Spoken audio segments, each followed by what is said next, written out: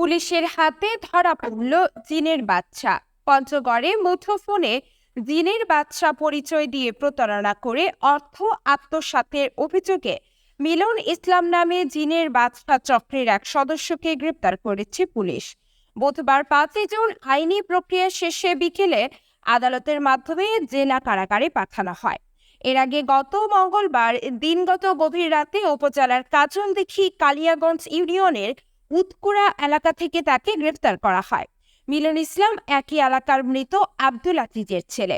Police জানায়, দীর্ঘদিন ধরে মিলন ইসলাম জিনের বাদশা সেজে মানুষের সঙ্গে হনুমানি পয়সা, স্বর্ণের পুতুল নকল, কোষ্ঠী পাথরের মূর্তি নকল, তক্ষক সহ বিদেশি ডলার দেওয়ার প্রলোভন দেখিয়ে কোটি টাকা হাতিয়ে নিয়েছিল।